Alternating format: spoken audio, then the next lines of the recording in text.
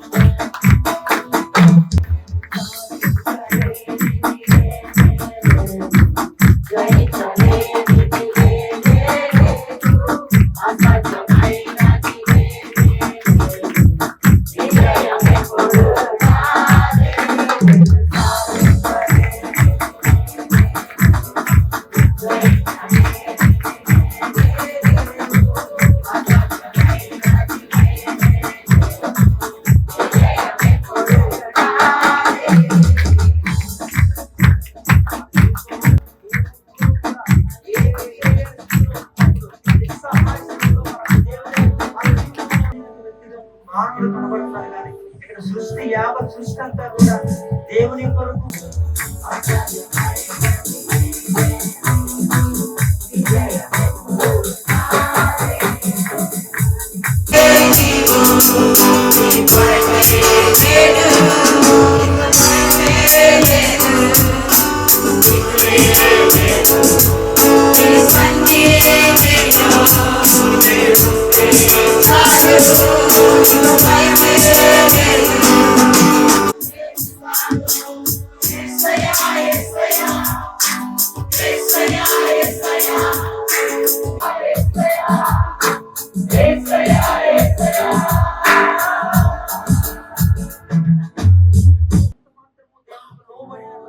మానవుడు కనబడుతున్నాడు కానీ ఇక్కడ సృష్టి యావత్ సృష్టి అంతా కూడా దేవుని కొరకు మిగులు ఆసక్తితో దేవుని కొరకు ఎదురు చూస్తున్నాడు. లేఖనములు తెలియజేస్తుంది ఎన్నో అద్భుతములు దేవుడు ఈ యొక్క భూమి మీద ఉంటున్నప్పుడు అందరూ కనుగొని ఆకర్షించడానికి దేవుడు చేశాడు. మన జీవితంలో కూడా దేవుడు చేయలాగా హృదయపూర్వకముగా దేవుడిని ఆరాధిస్తాం.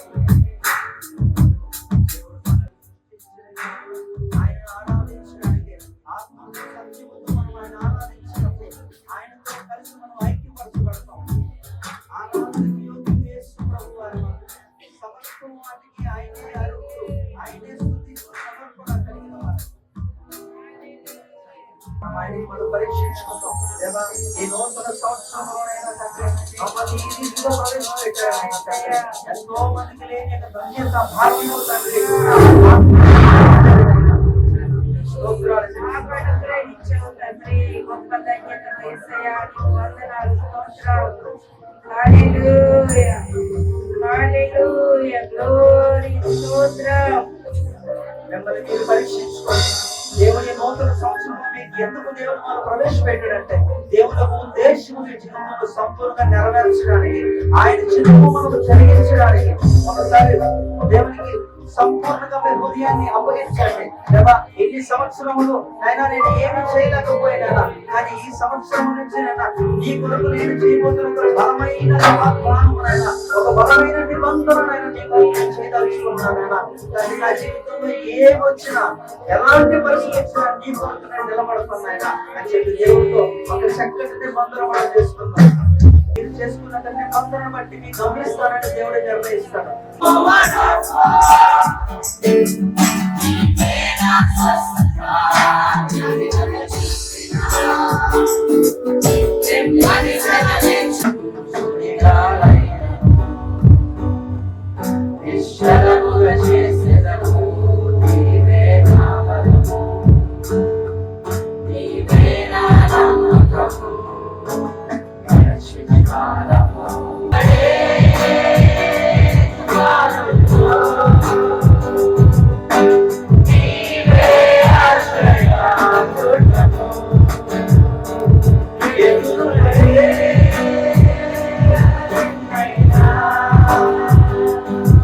Hallelujah.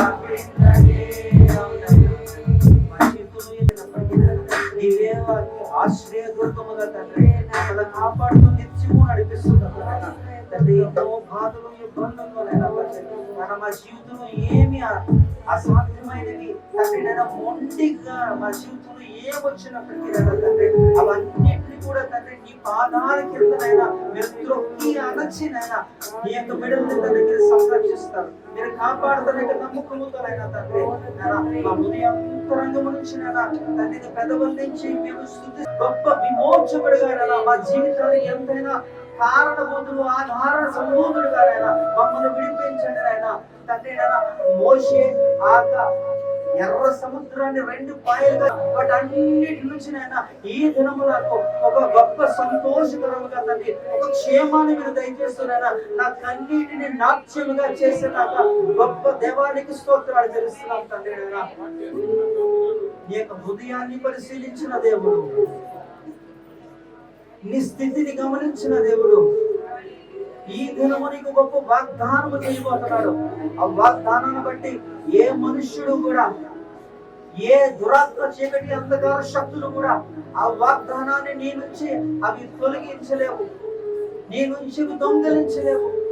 అది అపహరణకి గురి కానిది నా దేవుడి చెక్కు వాగ్దానము కనుక వాటి కొరకు సిద్ధపడదాం.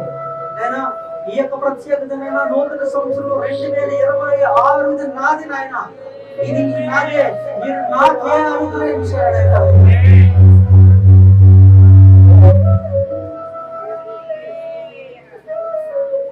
ఏ ఒక్కరు సంపూర్ణముగా దేవునికి నాయన నా చింత యావత్తు మీ మీద వేస్తున్నాను నాయన. నా జీవితంలో ఇప్పటివరకు కూడా నేను చూడలేని ఆశీర్వాదముతో తండ్రి ఈ నూతన సంవత్సరంలో నన్ను ప్రవేశించి ఆ ఆశీర్వాదానికి హక్కుదారుడిగా నన్ను చేయండి నాయన అని మీరు ఎప్పుడైతే దేవుని హృదయాంతరంలో నుంచి యథార్థమైన హృదయంతో దేవుని ఆరాధించడానికి మీరు ఇష్టపడతారో మీ జీవితము మునుపటిలాగా మాత్రం ఉండదు. ప్రియులారా, నేను చెప్పేది ఒక్కటే గమనించండి, దేవుడు సజీవుడు. దేవుడు సజీవుడిగా ఉంటున్నప్పుడు ఆయన బిడ్డలు కూడా నిత్యము కూడా సజీవులుగానే ఈ యొక్క దేహము పారిపోయినా, ఈ దేహము కృషించిపోయినా, నశించిపోయినప్పటికీ కూడా దేవుని యొక్క వాగ్దానము మీ జీవితంలో 100% దేవుడు చేస్తాడు.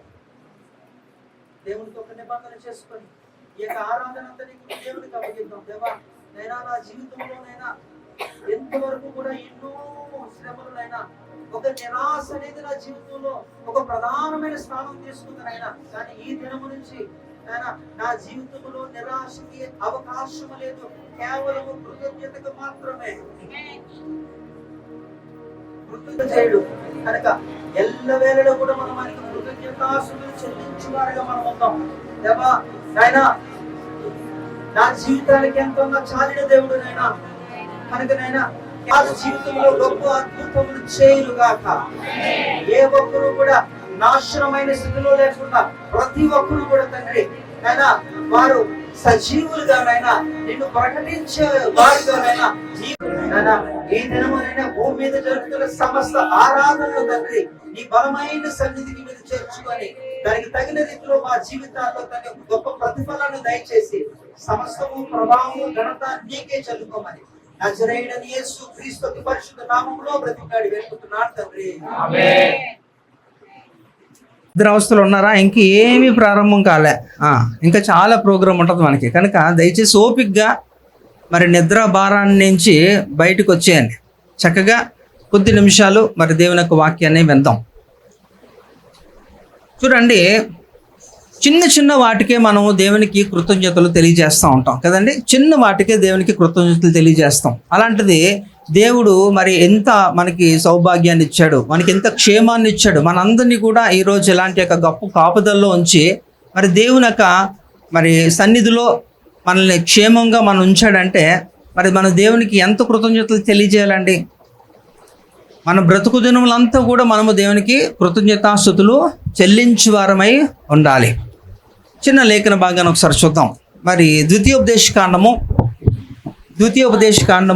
11వ అధ్యాయము 11-12 వచనాలు. మీరు నది దాటి స్వాధీనపరచుకున్నటకు వెళ్ళుచున్న దేశము కొండలు లోయలు గల దేశము, అది ఆకాశ వర్ష జలము త్రాగును.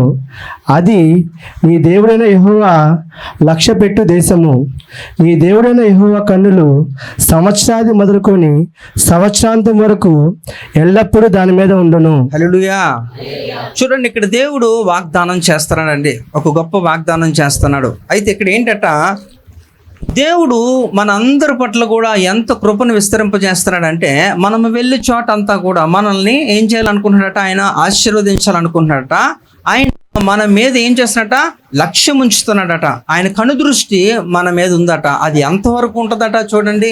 నీ దేవుడని యెహోవా కన్నులు సంవత్సరాది మొదలుకొని సంవత్సరాంతం వరకు ఎల్లప్పుడూ దాని మీద ఉండును. మన మీద దేవుని యొక్క కనుదృష్టి ఎలాగుందటండి, సంవత్సరం ప్రారంభం నుంచి సంవత్సరం అంతం వరకు కూడా దేవుడు మనలను సురక్షితంగా ఆయన కృపలో మనలను భద్రపరుస్తున్నాడు. కనుక చూడండి, మనం ఏమి చేసినప్పటికీ కూడా దేవునికి అది అంగీకారయోగ్యంగా మనం చేసినప్పుడట మన జీవితంలో ఈ దేవుడు ఇచ్చిన సమృద్ధి అది ఎవరు కూడా ఇవ్వలేరు. అందుకనే మనకి సామెతల గ్రంథం 10వ అధ్యాయం 22వ వచనంలో, యెహోవా ఆశీర్వాదము ఐశ్వర్యం ఇచ్చును. ఐశ్వర్యమునిస్తుందట. నరుల కష్టము చేత ఆ ఆశీర్వాదం ఎక్కువ కాదు. అంటే ఇక్కడ ఏంటట, దేవుడు ఒకడు ఆశీర్వదిస్తే అది ఐశ్వర్యంగా ఉంటదట. నరులు ఎంత కష్టపడినా అది కొంచెము కూడా ఎక్కువ అవ్వదని దేవుడు తెలియజేస్తున్నాడు. కనుక మన జీవితంలో ఆశీర్వాదం ఉండాలంటే అది దేవుడు మన జీవితంలో ఆయన ఆశీర్వదిస్తే తప్ప అది అవ్వదు. మీరు ఎంత కష్టపడండి, ఓటీలు చేయండి, నిద్ర మానేయండి, తిండి మానేయండి, కానీ అది ఎంత కష్టపడినా అది కొంచెం కూడా ఎక్కువ కాదని దేవుడు తెలియజేస్తున్నాడు. కాబట్టి ఇక్కడ మనం కొన్ని విషయాలు మనం గమనిద్దాం. ఇక్కడ దేవుని పైన మనం ఆధారపడితే దేవుడు మనకి ఏమి ఇవ్వబోతారంటే, ఫస్ట్ది ఏంటంటే దేవుడు మనకి సదుపాయాలు చేస్తాడట. అంటే గాడ్స్ ప్రొవిజన్ అన్నమాట. అంటే మనకి ఏదైతే అవసరమో అవన్నీ కూడా దేవుడు మన పట్ల మన జీవితంలో దేవుడు కలుగజేస్తాడట. అయితే మనం చేయాల్సింది ఏంటంటే ఆయన మీద మనము ఆధారపడి ఉంటే సరిపోద్ది. దేవుని యొక్క ప్రొవిజన్ అంటే ఫెసిలిటీస్ అన్నీ కూడా మీరు ఏదైతే కోరుకుంటున్నారో, మీరు ఏదైతే అడుగుతున్నారో, మీరు వేటి కొరకైతే అంతగా ప్రాకులాడుతున్నారో, శ్రమ పడుతున్నారో అవన్నీ కూడా ఉచితముగానే దేవుడు మీకు ఇస్తాడట. అందుకనే మత్తయి సువార్త 6వ అధ్యాయము 33వ వచనంలో మనం మాట్లాడతాం కదా, seek ye first the kingdom of God. ఏంటంటే మొదట ఆయన రాజ్యమును నీతిని వెతకాలట, ఆ తర్వాత అవన్నీ కూడా మీకు అనుగ్రహించబడతాయట. కాబట్టి ఇక్కడ దేవుడు కూడా ఇందాక మన మూలవాక్యంలో మనం మాట్లాడుకున్న దాంట్లో ఏంటంటే, మీరు అది దాటుతున్నప్పుడట అవన్నీ కూడా దేవుడు మీకు స్వాధీనము చేస్తాడట. అవన్నీ కూడా మీకు స్వాధీనము చేయడానికి ఆయన ఇష్టపడుతున్నాడు. రెండోది ఏంటంటే, దేవుడు ఒక కనుదృష్టి మన మీద ఉంటుంది. God's focus is on us. దేవుని యొక్క కనుదృష్టి మన మీద ఉంటుంది. ఎంతవరకు ఉంటుంది, ఎన్ని రోజులు ఉంటుంది అంటే, సంవత్సరం మొదలుకొని సంవత్సరం ప్రారంభం నుంచి సంవత్సరం అంతం వరకు కూడా దేవుని యొక్క కనుదృష్టి మనుషుల మీద ఉంటుందట. అయితే మనుషులందరి మీద ఉంటుందంటే మనుషులందరి మీద కూడా కాదు, కానీ దేవుని యొక్క బిడ్డల మీద ప్రత్యేకించి ఆయన కనుదృష్టి ఉంటుందట. అందరి మీద ఉండి నీ మీద ఉంటే ఏంటి ఉపయోగం? మరి వాళ్ళకి నాకు తేడా ఏంటండి అంటే, వారికి నీకు వ్యత్యాసమే. దేవుని బిడ్డలకి గొప్ప ఒక వాగ్దానాలు చాలా బైబిల్ గ్రంథంలో అనేకమైన వాగ్దానాలు దేవుని బిడ్డలకు మాత్రమే, అందరికీ కూడా అది వర్తించదండి. అందుకనే ఎందుకు పిచ్చి వాళ్ళు అయిపోతున్నారు, దేవుని కోసం ఎందుకు చచ్చిపోతున్నారంటే ఇది ఆ దేవుడు ఆయన బిడ్డలకు ఇచ్చాక మహత్తరమైన వాగ్దానములు అది ఎవరు కూడా ఇవ్వలేనివి, ఎవరు కూడా మనుషులు అనబడిన వారు ఎవరు నెరవేర్చలేనివి. ఒక దేవుడు మాత్రమే మన జీవితంలో అవి సంపూర్ణంగా అవి సిద్ధింప చేయగలడు. అలాగే మనకి దేవుడు మనకి ఇంకేం చేయబోతారంట, దేవుడు మన జీవితంలో ఒక గొప్ప వాగ్దానమే అంటే గాడ్స్ ప్రామిస్ అనేది కూడా. అందుకనే ద్వితీయోపదేశకాండం ఒకసారి చదువుదాం, 11వ అధ్యాయంలో 13 నుంచి 15 వచనాలు చూడండి. కాబట్టి మీ పూర్ణ హృదయముతోను మీ పూర్ణ ఆత్మతోను మీ దేవుడైన యెహోవాను ప్రేమించి ఆయనను సేవింపబడమని నేను నీకు ఇచ్చే ఆజ్ఞలను మీరు జాగ్రత్తగా వినేలా ఈ దేశంలోకి వర్షము అనగా తొలకరి వానను కడవరి వానను దాని కాలమున కురిపించదను. అందువలన నీవు నీ ధాన్యమును నీ ద్రాక్షారసమును నీ నూనెను కూర్చుకొనువు. మరియు నీవు తిని తృప్తి పొందినట్లు నీ పశువుల కొరకు నీ చేలయందు గడ్డి మెలిపించదను. ఇక్కడ చూడండి, దేవుడు ఇచ్చిన వాగ్దానాలకి ఒక చిన్న షరతులు కూడా వర్తిస్తాయి. అంతే కదండి. ఊరికినే కూడా ఏది కూడా మనకు రాదు, మనం కష్టపడాలి. నువ్వు కష్టపడితే నీకు ఫలితం ఉంటది. అలాగే దేవుని వాగ్దానం పొందుకోవాలంటే కూడా కొన్ని షరతులు వర్తిస్తాయి మన జీవితంలో. ఆయన మాట విని ఎడల అంటున్నాడు. అందుకని ద్వితీయోపదేశకాండం 28వ అధ్యాయం 2వ వచనం కూడా కదా మనకు తెలుసు. అదేంటంటే, మీ దేవుడైన యెహోవా మాట విని ఎడల ఈ దీవెనలన్నీ నీ మీదకి వచ్చును, నీకు ప్రాప్తించును అని అంటది. కనుక దేవుని యొక్క వాగ్దానాలు మన జీవితంలో అది ఒక స్వాస్యముగా అది స్వతంత్రించుకోవాలి, లేకపోతే అది మన జీవితంలో అది నెరవేర్చబడాలి అంటే ఖచ్చితంగా మనము ఆయనకి లోబడాలి. ఆయనకి లోబడితే ఆయన మనకి ఆశీర్వాదములు ఇస్తాడట. అంతేకాదు, సరే ఇవన్నీ బాగానే ఉన్నాయి. దేవుని యొక్క సన్నిధి ఇందాకలా రెండోది ఏంటట, మొదటిది ఏంటట దేవుని యొక్క సదుపాయాలంటే ప్రావిజన్స్ అనేది, అంటే మనకి ఏది అవసరమో అవసరమైనవన్నీ కూడా దేవుడు ఇస్తాడట. అలాగే దేవుని సన్నిధిలో ఉంటున్నప్పుడట ఆయన కనుదృష్టి మన మీద ఉంటుందట. అలాగే దేవుని యొక్క వాగ్దానాలు కూడా మన జీవితంలో నెరవేర్చబడాలి అంటే ఖచ్చితంగా మనం ఏం చేయాలట, ఆయనకి విధేయత చూపించాలి, ఆయన మాట వినాలి అన్నది. అలాగే ఇవన్నీ బాగానే ఉన్నాయి. మరి ఎవరు మనల్ని రక్షించాలి? దేవుడు వాగ్దానం ఇచ్చాడు, మంచి ఇల్లు ఇచ్చాడు, ఓకే, మంచి ఐశ్వర్యం ఇచ్చాడు, బాగానే ఉంది, ఓకే. ఇవన్నీ కూడా ఒక కాపుదల లేకపోతే ఏమవుతుందండి? అవన్నీ కూడా ఎవడో ఒకడు దొంగలిస్తాడు. అది దొంగ అన్న అపవాదన్న అవ్వచ్చు, లేకపోతే మీరన్నా కోల్పోవచ్చు. కనుక ఇవన్నీ ఉన్నప్పటికీ కూడా ఖచ్చితంగా దేవుని యొక్క ఏమి కావాలంటే మన జీవితంలో ఒక ప్రొటెక్షన్ కావాలి. దేవుని యొక్క కాపుదల చాలా ఇంపార్టెంట్. అందుకని దేవుడు చెప్తున్నాడు, నీ వాగ్దానాలన్నీ కూడా నేను నెరవేర్చాలి, అలాగే నా సన్నిధి నీతో ఉండాలని, లేకపోతే నీవు కోరుకున్న తగినవన్నీ కూడా నీ జీవితంలో నేను నెరవేరుస్తున్నాను అంటున్నప్పుడు వాటన్నిటిని కూడా అలాగే ఉండాలి అంటే నువ్వు బ్రతుకుండాలి. కనుక ఏం కావాలంటే నీ జీవితంలో దేవుని యొక్క కాపుదల అవసరం. అందుకని ద్వితీయోపదేశకాండము 16 అదే మనం చూస్తే 11వ అధ్యాయంలోనే 16 నుంచి 25 వచనాల్లో అక్కడ దాని గురించి దేవుడు తెలియజేస్తారు. ఒక 2 వచనాలు చదవండి చాలు. పోలి హృదయముతో మాయలో చిక్కి త్రోవ విడిచి ఇతర దేవతలను పూజించి వాటికి నమస్కరింపకుండా మీరు జాగ్రత్త పడుడి. లేని ఎడల యెహోవా మీ మీద కోపపడి ఆకాశంను మూసివేయను, అప్పుడు వాన కురియదు, భూమి పండదు. యెహోవా మీకిచ్చుచున్న ఆ మంచి దేశంలో ఉండకుండా మీరు శీఘ్రముగా నశించెదరు. కాబట్టి మీరు నా మాటలను మీ హృదయంలోను మీ మనసులోను ఉంచుకొని వాటిని మీ చేతుల మీద సూచనలుగా కట్టుకొనవలెను. అవి మీ కన్నుల నడుమ బాసికమ్మలుగా ఉండవలెను. నీవు నీ ఇంట కూర్చున్నప్పుడు, త్రోవ నడిచినప్పుడు, పండుకున్నప్పుడు. చాలమ్మా అని మీరు చదువుకోండి, ఎందుకంటే చాలా వచనాలు ఉన్నాయి కదా, అవన్నీ ఎక్స్ప్లెయిన్ చేయడానికి సమయం సరిపోదు. కనుక ఇక్కడ మీరు ఆలోచిస్తే అవన్నీ కూడా 25 వరకు కూడా మీరు చదివితే దేవుడు మిమ్మల్ని కాపాడడానికి ఇష్టపడుతున్నాడు. ఆ ప్రొటెక్షన్ మీకు కాపుదలు ఇవ్వాలంటే మీరు వీటిలో ఈ యొక్క జాబితాలో మీరు ఉంటే అప్పుడు మీకు ఆటోమేటిక్ గా దేవుని యొక్క ప్రొటెక్షన్ అనేది దొరుకుతుంది. ఇప్పుడు చూడండి, ఈ యొక్క పొలిటీషియన్స్, ఈ యొక్క రాజకీయవేత్తలు కానీ లేకపోతే సెలబ్రిటీస్ గా పిలువబడుతున్న వారికి కూడా ఎంతో ప్రొటెక్షన్ ఉంటది. ఈ సీఎంలు పిఎంలు వీళ్ళందరికీ కూడా ఎంతో ప్రొటెక్షన్ ఉంటది. ఈ లోకంలో ఉన్న వారికి అంత ప్రొటెక్షన్ ఉంటే మరి పరలోకపు దేవుడు మన పట్ల ఆయనకి ఇంకెంత కన్సర్న్ ఉంటది, ఇంకా మనకి ఎప్పుడు కూడా ప్రొటెక్షన్ ఇవ్వాలనుకుంటాడు.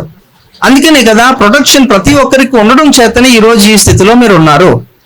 అందుకని దాని గురించి యోబు మాట్లాడతాడు. నువ్వు ఆ వ్యక్తికి ఏంటట, యోబు గురించి సాతాను మాట్లాడేది, నువ్వు యోబుకి కంచి వేసావు కదా, నువ్వు కంచి తీసేస్తే అప్పుడు నిన్ను దూషించుతాడేమో అని అలా మాట్లాడుతూ ఉంటాడు. అంటే ప్రతి ఒక్కరి పట్ల దేవుని యొక్క దయాపూర్వక సంకల్పం ఎలా ఉంటుందంటే అది గొప్ప కాపుదలను ఇస్తుందట.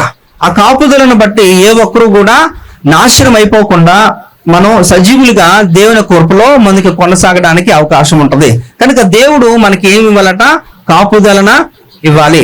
మొదటిది ఏంటట, దేవుని యొక్క సదుపాయాలంటే దేవుని యొక్క ప్రొవిజన్ మనకి దేవుడు ఇవ్వాలంటే మనము ఆయన మీద ఆధారపడాలి. దేవుని యొక్క సన్నిధి మనం పొందుకోవాలి. దేవుని యొక్క సన్నిధిలో మనం ఉంటున్నప్పుడు ఆయన కనుదృష్టి మన మీద ఉంటది. దేవుని యొక్క మూడోది వాగ్దానము. ఇదే కదా అందరూ కూడా కోరుకున్నది. దేవా ఈ రోజు కూడా దాని కొరకు చాలా మంది సిద్ధపడి వచ్చి ఉంటారు కూడా కదండి. ఖచ్చితంగా 31 రాత్రి తీసుకున్న వాగ్దానమే చాలా గొప్పది, కానీ ప్రతిరోజు మీరు చదువుతున్నది ఏది కూడా గొప్పదిగా ఎంచరు మీరు. ఎందుకంటే ఈ రోజు రాత్రి ఇవ్వబోయే వాగ్దానం కూడా ఎక్కడి నుంచి తయారు చేసి తీసుకొచ్చామండి? ఎక్కడి నుంచి అండి? దేవుడి దగ్గర కాదు, బైబిల్లోంచే కదా. బైబిల్లో నుంచే అది ఇచ్చేది. రోజు మీరు చదువుతున్న బైబిల్ గ్రంథమే అదే వాక్యం కదా. కానీ ఈ రోజు తీసుకుంటేనే అది ఒక విలువ అనేది మీకు ఒక ఏమంటారు, ఒక మూఢనమ్మకం అనాలా, లేకపోతే పిచ్చి అనాలా, ఇంకేదో మొత్తానికి. కానీ నేను మిమ్మల్ని డిసప్పాయింట్ చేయట్లేదు కనుక అందరికీ కూడా వాగ్దానాలు ఉన్నాయి, అన్ని కూడా యథావిధిగా జరుగుతాయి, అందులో ఎలాంటి యొక్క సందేహం లేదు. అయితే మీరు గమనించాలి, ఈ ద్వితీయోపదేశ కాండంలో మీరు గమనించండి, చాలా విషయాలు చాలా తేటగా ఈ యొక్క మోషే తెలియజేస్తున్నాడు. అసలు ద్వితీయోపదేశ కాండం అంటే రెండోది, ద్వితీయోపదేశం అంటే ద్వితీయ అంటే అది రెండు, ఉపదేశము అంటే ఆల్రెడీ ముందు ఒక ఉపదేశం ఇవ్వబడింది నిర్గమాకాండము ఇవన్నిటిలో కూడా. కానీ ఈ ద్వితీయోపదేశ కాండానికి వచ్చినప్పుడు ఆ ముందు నిర్గమాకాండములో ఏం జరిగిందంటే రెండో తరం వారు, ఆ తరం వారు ఇంకా పుట్టలేదు. ఈ మొదటి వారే ఎవరైతే ఉన్నారో, ఇప్పుడు మనం మాట్లాడుతున్న సంఖ్యాకాండంలో మనకి ఏముంటదంటే 6 లక్షల కాల్బొమ్మలు అనే ఒక మాట మనం చదివాం కదా. అంటే 6 లక్షల పురుషుల సంఖ్య ఏందట, ఈ 40 సంవత్సరాల అరణ్య మార్గములో ఎంతమంది అనేది. అంటే నిజంగా 6 లక్షలేనంటే కాదండి, ఒక 30 లక్షల పై మాటే అని కూడా మనం మాట్లాడుకున్నాం. కనుక ద్వితీయోపదేశ కాండం అంటే రెండోది ఎవరి కోసం ఇవ్వబడింది అంటే సేమ్ ఉపదేశమే, కాకపోతే కొంచెం ఎక్కువగా మోషే కొన్ని ఏం చేశాడట, కొన్ని యొక్క విలువైన మాటలు చేర్చి మరి యొక్క రానున్న తరం వారికి ఆయన తెలియజేస్తున్నది. అందుకే ద్వితీయోపదేశ కాండము అని అక్కడ మాట్లాడుతున్నాడు. అయితే ఇక్కడ మనం గమనించాలి, ప్రతి ఒక్కరి జీవితంలో ఎప్పుడు కూడా ఏం కోరుకుంటారు? మీరు ఉన్నతనే కోరుకుంటారు, అభివృద్ధి కోరుకుంటారు, మంచి పేరు కోరుకుంటారు, ఇంకా మీరు ఎప్పుడు కూడా ఉన్నతంగా ఎదగాలి అనేది మీ యొక్క కోరిక కదండి. అది సహజమే, అందరూ కూడా అది కూడా నేను కూడా చేయాలనుకుంటారు, అది ఏం తప్పులేదు. అయితే ఇక్కడ మీరు తెలుసుకోవాల్సిన ఒక వాస్తవం ఏంటంటే, ఉన్నతంగా ఉంటున్నప్పుడు కూడా నా దేవుడు నీకు తోడుగా ఉన్నాడు, నువ్వు లేమిలో దరిద్రంలో బాధపడుతూ దుఃఖాక్రాంతుడు అయినప్పటికీ కూడా నా దేవుడు నీతోనే ఉన్నాడు. హల్లెలూయా. అయితే ఆ వ్యత్యాసాన్ని గమనించకుండా దాన్ని ఇక్కడ బైబిల్ గ్రంథంలో ఒక చిన్న పోలిక ఉంది, ఆ పోలిక చెప్పి నేను మాక్సిమం ట్రై చేస్తాను ముగించడానికి. ఓకే, ఏంటంటే కొండలు పర్వతాలు అలాంటి అనుభవం అందరూ కోరుకుంటారు. ఎందుకంటే కొండ లేకపోతే శిఖరం లేకపోతే పర్వతం అనేది చాలా ఉన్నతంగా ఉంటది. హైయెస్ట్ పీక్స్ లో మౌంటైన్స్ అనేది చాలా ఉన్నతంగా ఉంటది. అందరూ కూడా ఉన్నతంగా ఉండాలనేదే కోరుకుంటారు. అయితే ఈ లోయ అనుభవం అనేది ఎప్పుడు కూడా చాలా లోతుగా ఉంటది. ఆ కిందకి లోయల్లోకి వెళ్ళిపోతున్నప్పుడు అక్కడ చీకటి ఉంటది, ఇంకా అక్కడ వెలుగు ఉండదు, ఇంకా చాలా ఇబ్బంది. ఎవరికి కూడా అక్కడ సరైన సదుపాయాలు కూడా ఉండవు. అందువల్ల ఏం చేస్తారంటే మాకు వద్దండి, మాకు ఎప్పుడు కూడా మేము ఉన్నతంగానే ఉండాలనుకుంటారు. కానీ గుర్తుపెట్టుకోండి, ప్రతి ఒక్కరి జీవితంలో కూడా దేవుడు ఉన్నతిని కలుగజేస్తాడు, లోయని అంటే లేమిని కూడా దేవుడు కలుగజేస్తాడు. ఎందుకంటే దాని ద్వారా మీరు నీ యొక్క జీవితంలో చంచలత్వాన్ని మీరు దాటి మీరు ఒక స్థిరమైన జీవితం జీవించాలనేది దేవుని యొక్క ఉద్దేశము. అందుకని ఇక్కడ సిరియన్లు ఒక మాట అంటారండి. ఇక్కడ చూద్దాం ఒకసారి, మొదటి రాజుల గ్రంథంలో 20వ అధ్యాయము 28వ వచనాన్ని ఒకసారి చూస్తే, అప్పుడు దైవజనుడైన ఒకడు వచ్చి ఇశ్రాయేలు రాజుతో ఇట్లా నేను యెహోవా సెలవిచ్చినదేమనగా, సిరియన్లు యెహోవా కొండలకు దేవుడే గాని లోయలకు దేవుడు కాడని అనుకొందురు. ఏంటట, దేవుడట యెహోవా దేవుడు కొండలకే దేవుడట కానీ లోయలకి కాదట. అంటే ఇక్కడ అర్థమవుతుందా మీకు? కొండల కంటే ఉన్నతంగా ఉండాలి, అంటే లేమి అంటే ఇబ్బందులు వీటికి కాదట. అయితే గుర్తుపెట్టుకోండి, మన దేవుడు కొండల్లో కొండల పైన శిఖరం మీద కొండలకు దేవుడే, లోయలకి కూడా దేవుడే, అన్ని వేళలా అంతటా కూడా. అందుకని దేవుడికి ఏంటట, సర్వాంతర్యామి, ఎల్ షదాయ్, సర్వశక్తిమంతుడు అని ఇలాంటి యొక్క పేర్లు దేవునికి ఇవ్వబడడానికి కారణం ఏంటంటే అన్ని వేళలా అంతటా కూడా ఆయన ఉంటాడని. అయితే ఇక లోయ అనుభవంలో వెళ్తున్న వారికి కూడా నా దేవుడు సహాయకుడు అనేది ఇక్కడ కీర్తనకారుడు 23లో ఒక 4వ వచనంలో ఆయన తెలియజేస్తున్న సత్యాన్ని కూడా ఒకసారి మనం పరిశీలన చేయొచ్చు. ఇక్కడ ఏముందట, గాఢాంధకారపు లోయలో నేను సంచరించినను ఏ అపాయములకు భయపడను. నీవు నాకు తోడైందువు, నీ దుడ్డుగర్రయు నీ దండమును నన్ను ఆదరించను.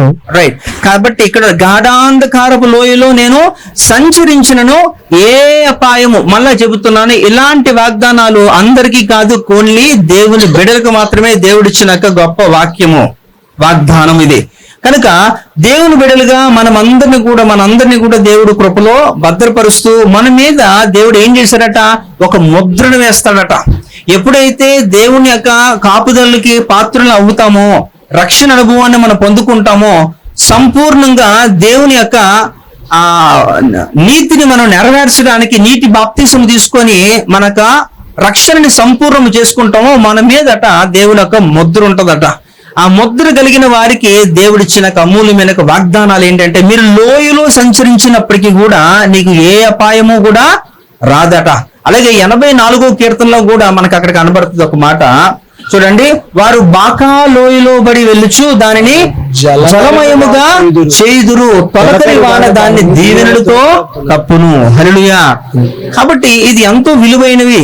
గుర్తు పెట్టుకోవాల్సింది ఏంటంటే, ప్రతి ఒక్కరికి కూడా దేవుని బిడ్డలు అనిపించుకున్న వారికి దేవుని యొక్క ముద్ర ఎవరి మీద అయితే ఉంటుందో వారందరికీ కూడా దేవుడిచ్చిన వాగ్దానాలు.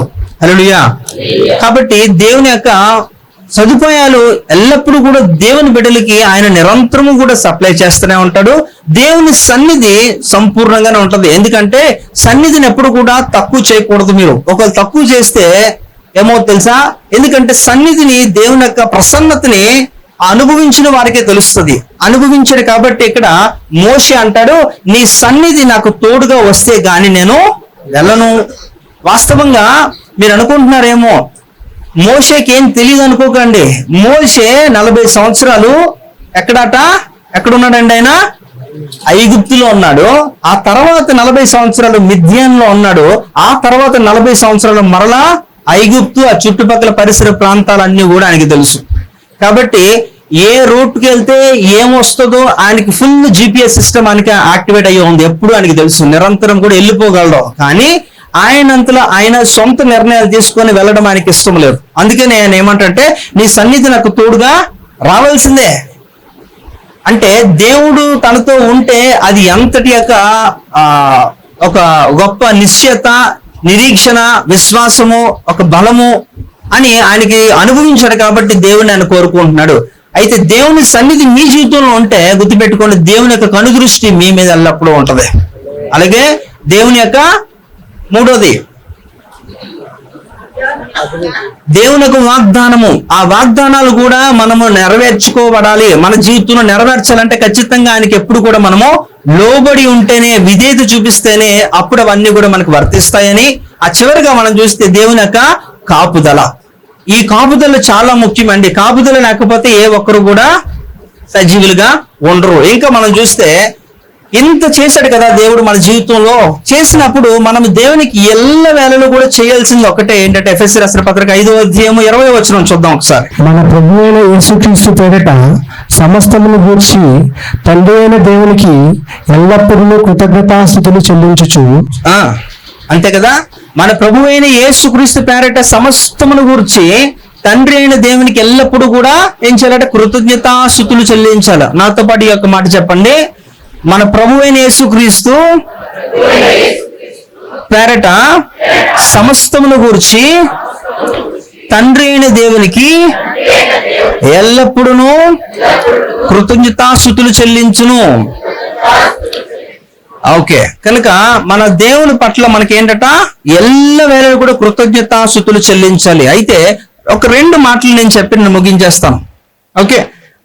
అయితే చూడండి, ప్రపంచం అంతా కూడా అంతమైపోయి జీవం అనేది భూమి మీద లేకపోయినప్పటికీ కూడా ఒకటి మాత్రం ఉంటదట. అంటే దానికి ఎప్పుడు కూడా అది పోదట. ఏంటో తెలుసా? ఒకసారి మనం చూద్దాం. అది ఇక్కడ చూడండి, అక్కడ ఈ నిరాశ అనేది ఏంటంటే ఎంతో ఎంతో ఎంతో ఎంతో అది ఒక గొప్ప ఆయుధం ఎవరికంటే అపవాదికి. ఆ డిస్కరేజ్మెంట్ అనేది ఇక్కడ ఈ యొక్క ఏంటది? బొద్దింక కదా, కాక్రోచ్. ఈ కాక్రోచ్ ఉన్నది ఏంటంటే అది తిండి లేకుండా నీరు లేకుండా కూడా చాలా కాలం బ్రతకగలదు. అది ఒక విధంగా చెప్పాలంటే దానికి బుర్ర తీసేసినా కూడా అది బతుకుతుందట, బ్రతకగలదు అది. అలాగే ఈ భూమి అంతా కూడా అంతరించిపోయినప్పటికీ కూడా ఎప్పుడు కూడా అలాగే ఉంటదట. ఈ నిరాశ అనేది అది ఎప్పుడు కూడా అది పోదు. అందుకనే సాతాను ఒక వెపన్, అంటే ఒక ఆయుధంగా అది తీసుకుంటాడు. చూడండి, మీరు ఎప్పుడన్నా కూడా నిరాశలో ఉంటున్న వారు అంత తొందరగా సెట్ ఎవరు రారు అలా. అందుకే ఇక్కడ చూడండి, the seeds of discouragement will sprout almost anywhere అట. అంటే ఈ యొక్క బీజం, నిరాశ అనే బీజం అట ఎక్కడన్నా కూడా అది ఫలిస్తుందట, ఎక్కడన్నా ఉంటదట, నీరు లేకపోయినా ఉంటదట, అలాగుంటదట. కానీ ఇక్కడ చూడండి, కృతజ్ఞత మాత్రం ఎలా పడితే అలా రాదండి. కృతజ్ఞతకు రావాలంటే కృతజ్ఞత కలిగిన హృదయంలో నిరాశ అనే విత్తనాలు మొలకెత్తవు. అయితే ఇది క్రైస్తవ జీవితంలో అత్యంత ప్రాముఖ్యమైన అవసరత. అంటే చూడండి, except in the heart of a thankful person. అంటే కృతజ్ఞత అనే ఒక లక్షణం అనేది మనలో ఉంటేనే మనలో నిరాశ ఉండదు. కానీ కృతజ్ఞత లేకపోతే నీ జీవితం ఎప్పుడు కూడా నిరాశే. అందుకని దేవుడు పదే పదే చెబుతున్న ఒక మాట ఏంటంటే 165 సార్లు ఈ కొత్త నిబంధన గ్రంథంలో ఈ కృతజ్ఞత గురించి అనేకమైన విశేషమైన అంశాలు యేసు ప్రభు వారు తెలియజేస్తూనే ఉన్నారు. ఎందుకంటే కృతజ్ఞత లేకపోతే ఏ మనిషి కూడా వర్ధిల్లడట. ఇన్ఫాక్ట్ మొదటి దశలోనిక పత్రిక 5వ అధ్యాయంలో 16 నుంచి 18 వచనాలు చూస్తే అది దేవుని చిత్తము అని కూడా ఇక్కడ అపోస్తలుడైన పౌలు గారు దెస్సలోనిక సంఘానికి తెలియజేస్తున్న సత్యం అది. కనుక ప్రతి ఒక్కరు కూడా ఏమి కలిగి ఉండాలట? కృతజ్ఞత కలిగి ఉండాలట. కృతజ్ఞతలో 3 భాగాలు ఉంటాయట. ఆ 3 భాగాలు కూడా మనం చూద్దాం. ఆ 4గా ఓకే, కృతజ్ఞత విషయంలో మన స్థాయి ఏంటో ఒకసారి చూసుకున్న తర్వాత ఆ 3 భాగాలకు వెళ్ళి మనం ముగించుకుందాం. ఇక్కడ చూడండి, మొదటి స్థాయి అంట ఇక్కడ అధమ శ్రేణి అట. అంటే ఇది లోయెస్ట్ లెవెల్లో వీళ్ళు ఏం చేస్తారంటే ఎల్లప్పుడూ కూడా వారు కంప్లైంట్సే వారి జీవితంలో. ఇంకోటి ఉండదండి, ఫిర్యాదులే. ఒకడి మీద ఒకడు సాడీలు చెప్పుకొని ఏం చేస్తారు? సనుగుతూ గొనుగుతూనే ఉంటారట. వీరికి కృతజ్ఞత అనే అసలు లక్షణమే వారిలో ఉండదట. ఈ అధమ శ్రేణిలో ఉంటున్న వారు ఇది లోయెస్ట్ లెవెల్ అట. ఇది ఇంకొకటి చూస్తే రెండోది సామాన్య శ్రేణి. అంటే నార్మల్ లెవెల్లో చూస్తే ఇక్కడ తన సొనగురు, అలాగే ఇంకేంటే కృతజ్ఞతలు కూడా చెప్పరట, న్యూట్రల్ గా ఉంటారట. అది చేయరు ఇది చేయరు, ఇది ఏదో మనకు దగ్గరగా ఉందన్నట్టు ఫీలింగ్ ఉందా ఏమన్నా ఉంటది. కనుక ఇది రెండోదట. ఇంకా 3వ చూస్తే మధ్య శ్రేణి అట. ఇందులో ఏం చేస్తారట? దేవుడు మేలు చేస్తేనే కృతజ్ఞత, దేవుడు మేలు చేయకపోతే ఏమీ లేదు. ఇది కూడా మనకు దగ్గరగా ఉన్నట్టు ఉండొచ్చు కొంతమందికి. ఇకపోతే 4వ చూస్తే ఇక్కడ ఏంటట? ఉన్నత శ్రేణి, హయ్యర్ లెవెల్. ఏంటంటే దేవుడు ఇచ్చినా ఇవ్వకపోయినా ప్రతి విషయంలో వారు కృతజ్ఞతలు చెల్లిస్తారు. హల్లెలూయా. సో ఇది దేవుడికి కావాలి. అందుకే నేను ఎన్నోసార్లు చెప్తూ ఉంటాను, మనకి ఏదన్నా దేవుడు చేస్తేనే మనం దేవుడా, చేయకపోయినా దేవుడే. ఇప్పుడు నాతో పాటు చెప్పండి, దేవుడు మన జీవితంలో మాకు కీడు చేసినే మాకు దేవుడు మేలే చేశాడని నమ్మేవారు ఎంతమంది ఉంటారు? లేకపోతే దేవుడు కీడు చేసినా దేవునికి కృతజ్ఞతాస్తుతులు చెల్లించేవారు ఎంతమంది ఉంటారు? నేను మిమ్మల్ని అడిగేది, దేవుడు నీకు నీ జీవితంలో కీడు జరిగినా దాన్ని బట్టి దేవునికి కృతజ్ఞతాస్తుతులు చెల్లించేవారు ఎంతమంది ఉన్నారు ఇక్కడ? చూసారా, పూర్తిగా లెగట్లేదు, కాళ్ళు చేతులు పడిపోయాయి కదా. కానీ గుర్తుపెట్టుకోండి, ఎందుకంటే ఈ 2025 మనం ముగించేస్తున్నాం, అయిపోతుంది. ఓకే, ఇప్పటి వరకు కూడా ఇలాంటి జాబితాల్లో ఎక్కడన్నా ఉన్నారు అనుకోండి, 1 వద్దు, 2 వద్దు, 3 వద్దు. ఈ 3 వద్దు, మనకి 4గే ముద్దు. హల్లెలూయా. ఏంటట? దేవుడు మనకి ఇచ్చినా ఇవ్వకపోయినా, నిన్ను బ్రతికించినా చంపేసినా ఏం చేయాలట? దేవునికి ఎల్లప్పుడూ కూడా కృతజ్ఞతాస్తుతులే చెల్లించాలి.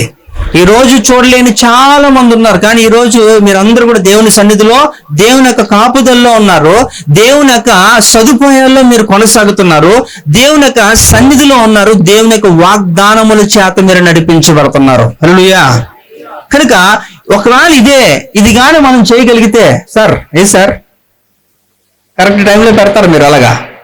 నెక్స్ట్ ఇది కాదు, ఆ 3 భాగాలు చూద్దాం. ఇక్కడ కృతజ్ఞత యొక్క 3 స్థితులు కూడా ఒక్కసారి గమనిద్దాం. ఇక్కడ చూస్తే మొదటి స్థితి ఏంటట, కృతజ్ఞత కలిగి ఉండట, అంటే హ్యావింగ్ గ్రాటిట్యూడ్, అంటే ప్రతి ఒక్కరికి కూడా ఏంటట, అది మన స్థితి. ఎందుకంటే దేవునికి ఉన్న స్థితి. ఎందుకంటే మనందరం కూడా దేవుని యొక్క స్వరూపమందు మనం సృష్టించబడిన వారం కాబట్టి ఆయన కృతజ్ఞత కలిగిన వాడు. కృతజ్ఞత అలాంటి లక్షణము భావం ఉంది కనుక ఆయనలో నుంచి వచ్చాం కాబట్టి మనకి కూడా మన స్థితి కృతజ్ఞతాస్తుతులు చెల్లించాలి. అందుకని ఎఫెసీ రాసిన పత్రిక 5:20 మనం చదువుకున్నాం, యేసుక్రీస్తు పేరట ప్రతి విషయంలో కూడా మనము కృతజ్ఞతాస్తుతులు చెల్లించుతూ ఉండాలట. అది మనకు స్టేట్, మన కండిషన్ అది. రెండో చూస్తే కృతజ్ఞతలు చెల్లించుట అంటే ఇది గివింగ్ థ్యాంక్స్, అంటే ఇది మన విధి. మొదటిది మన స్థితి అయితే రెండోది కృతజ్ఞతలు చెల్లించాలనేది మన విధి. అదే కదే మొదటి దశలోనిక పత్రిక 5వ అధ్యాయము 16-18 మనం చదువుకుని, ఇది దేవుని చిత్తము అంటున్నప్పుడు అది విధి కదా, కృతజ్ఞతలు చెల్లించాలి, అది రెండోది. మరి మూడో చూస్తే కృతజ్ఞతలు విస్తరించుట, ఇది మల్టిప్లయింగ్ థ్యాంక్స్ అంట, అంటే ఇది మన సమృద్ధి. ఈ రెండు కూడా మనం కలిగి ఉంటే ఆటోమేటిక్ గా 3వ ఫేజ్ లోకి వెళ్ళిపోతాం. ఏంటంటే ఇది మొదటి స్థితి, మనకు ఆ స్థితి, అలాంటి స్థితిలో మనం ఉంటే, అంటే ఎల్లప్పుడూ కూడా మనము దేవుణ్ణి ఏం చేయాలట, కృతజ్ఞతలు చెల్లించాలి అనే ఒక భావం కలిగి మనం జీవించగలిగితే మనకేమవుతుందట, రెండో స్థితి ఇక్కడ అంటే దేవుని చిత్తము చేస్తాము, మనం చేయడానికి అర్హులమే, మనం వెళ్ళిపోతాం అనేది ఒక స్థితిలోకి వస్తామట. విధి మనం చేస్తామట, ఆ భావన ఉంటేనే అది. అందుకనే కదా దేవుని ఒక వాక్యం చెబుతుంది ఏంటట, హృదయము నిండినదే నోరు మాట్లాడుతుందట. అంటే మనకు ఆ స్థితి ఉంటేనే కదా అది మన విధిగా మనం చేయగలుగుతాం. అలాగే చివరిగా ఈ రెండు ఉంటే ఆటోమేటిక్ గా సర్వ సమృద్ధి. హల్లెలూయా. కాబట్టి దేవుడు కోరుకుంటున్నది మన అందరి పట్ల, మన అందరి దగ్గర నుంచి దేవుడు కోరుకున్నది ఏంటంటే గొప్ప కృతజ్ఞతా భావం కలిగి ఉండాలి. దేవా, నన్ను ఎంతకాలము కూడా ఈ సంవత్సరం అంతా కూడా నన్ను కాపాడేవు కదా, కనుక కృతజ్ఞతా భావంతో నేను నిరంతరము స్తుతిస్తాను అని అందరూ కూడా ఒకసారి దేవుణ్ణి స్మరించుకుంటాం. అందరూ కూడా కళ్ళు మూసుకోండి, ఇది నుంచున్నాం.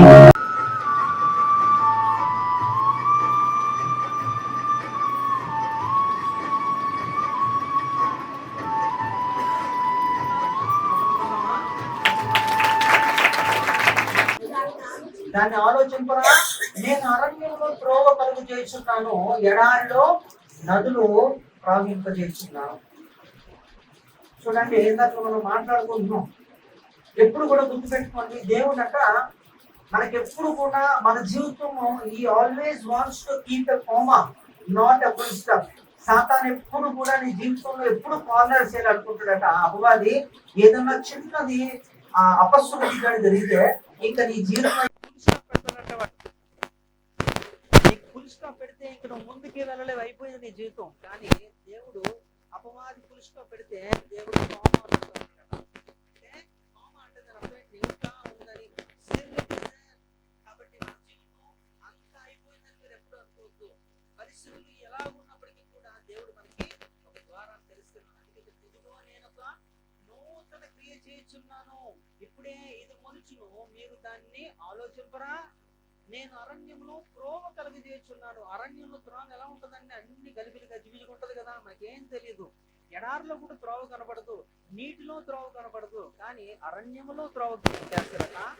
ఇంకా ఎడారిలో నదులు ప్రవహిస్తాడు. ఈ యొక్క వాగ్దానము అతి త్వరగా ప్రపంచంలో జరగబోతుందండి. ప్రపంచంలోనే జరగబోతుంది. ఎందుకంటే ఈ యొక్క గల్ఫ్ కంట్రీస్ అంతట్లో కూడా వాళ్ళకి ఎడారులే, మనకి ఎక్కడ చూసినా ఎడారులే, కొన్ని మైళ్ళు దూరం ఎడారులు ఉంటాయి. ఇప్పుడు దేవుడు ఎడారులో ఈ యొక్క వాగ్దానం ఊరికినే గాలికి రాయలేదు, అది పోదండి, ఖచ్చితంగా అది దేవుడు నెరవేరుస్తాడు. ఆల్రెడీ కొన్ని యొక్క స్థలాల్లో వారికి ఎప్పుడు కూడా ఊహించలేని రీతిలో తుఫాన్లు వస్తున్నాయట. ఎడారులో ఎలాంటి తుఫాన్లు వస్తాయంటే ఇసుక తుఫాన్లు వస్తాయండి. కానీ ఎలా అయితే మనకి ఇక సునామీలు వచ్చినప్పుడు ఎంత నీరు ఉంటుందో అలాగే ఎడారుల్లో కూడా అనూహ్యంగా ఒక్కసారి పెద్ద జలపాతం లాగా ప్రవహిస్తున్నాయట. వారికి అర్థం కావట్లేదంట ఏమవుతుంది అనేది. అంటే ఇవన్నీ కూడా నెరవేర్పు వచ్చే మనం చివరి దశలో ఉన్నాం కాబట్టి గుర్తుపెట్టుకోండి. ఇంకా నాకు సమయం ఉంది అనుకోకండి. సంవత్సరాలు గతించిపోతున్నాయంటే మన లెక్క దేవుడు చూస్తున్నాడని, ఇంకా మన బాధ్యత దేవుడు మన పట్ల ఆయన చిత్తము నెరవేర్చడానికి ఆయన ఇష్టపడుతున్నాడు. అది మీరు దేవుడు రాకడా అతి సమీపంగా ఉంది. ఆ దేవుడు వచ్చే లోపే దేవుడు మనకు అప్పగించిన పనిని సంపూర్ణంగా చేయాలి. అందుకనే 2 తిమోతి పత్రిక 4వ అధ్యాయము 7వ వచనంలో అపోస్తలుడు పౌలు గారు తిమోతితో ఒక మాట అంటారు. ఏంటట చదువుతారా? 2 తిమోతి పత్రిక 4వ అధ్యాయము 7వ వచనం. ఏమ్మా కనబడలేదు ఇంకా?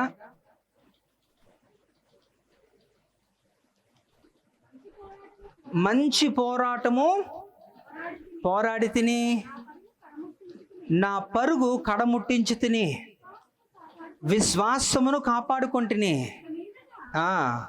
చాలు.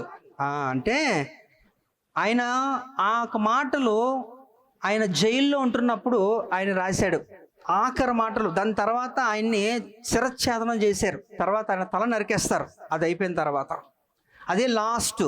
ఆయన చెబుతున్నప్పుడు కూడా లాస్ట్లో ఆయన చెప్పిన మాట ఏంటంటే ఏం చేస్తారా? విశ్వాసాన్ని కాపాడుకుంటున్నట్ట చనిపోయే వరకు కూడా. క్రైస్తవ జీవితం అంతా కూడా ఆధారం ఏంటండి? విశ్వాసమే. విశ్వాసం మీదే క్రైస్తవ జీవితం ఆధారపడి ఉంది.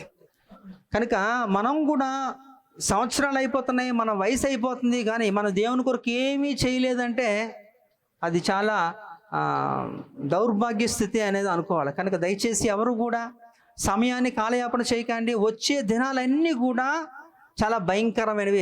అందుకే ఎప్పుడో కొన్ని ఏళ్ల క్రిందటి అపోస్తలుడు పౌలు గారు ఒక మాట తెలియజేశారు. ఏంటట? దినములు చెడ్డవి కదండి. ఎఫెసీ రాసిన పత్రిక 5:15లో దినములు చెడ్డవి కనుక సమయాన్ని పోనివ్వక సద్వినియోగం చేసుకుంటూ అజ్ఞానులే కాక జ్ఞానుల వలె జాగ్రత్తగా చూసుకోవాలట. కనుక ఏది కూడా మనకి అనుకూలంగా ఉండదు.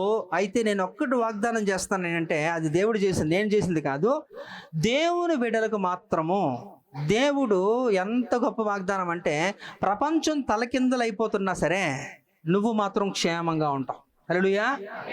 అది కేవలం దేవుని బిడ్డలకు మాత్రమే. అందుకని రోమపత్రిక 8వ అధ్యాయం 28వ వచనంలో కూడా ఏముందట? ఆయనను ప్రేమించు వారికి ఏం చేస్తారట? ఆయన సంకల్పం చొప్పున సమస్తము సమకూడి జరుగుతాయంట.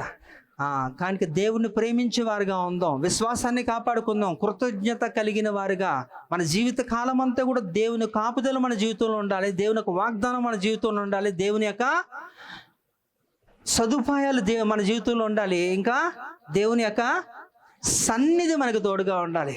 ఇవన్నీ కూడా ఉంటున్నప్పుడు ఏ మనుషుడు కూడా బెదరవసరం లేదు, భయపడక్కర్లేదు. ఇవన్నీ కూడా దేవుడు మన జీవితంలో ఎల్లప్పుడూ సమృద్ధిగా కలుగు చేయనుగాక. రైట్.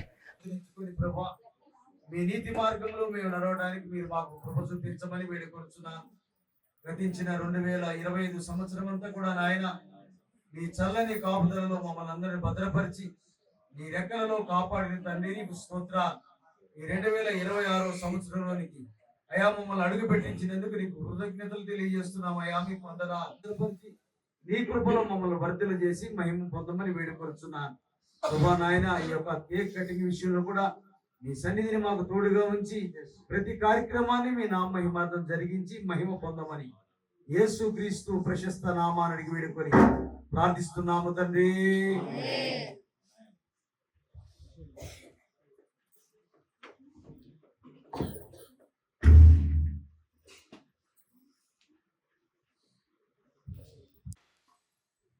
దీవించవే సమృద్ధిగా నీ సాక్షిగా కొనసాగమని,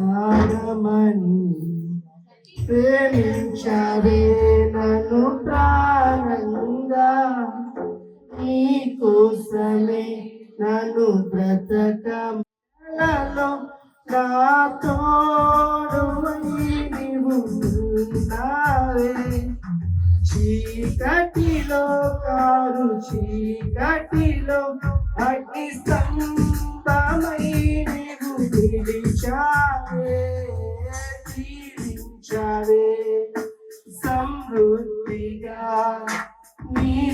సాక్షిగా కొనసాగమని ప్రేమించవే నన్ను ప్రాణంగా నీకోసమే నన్ను బ్రతకం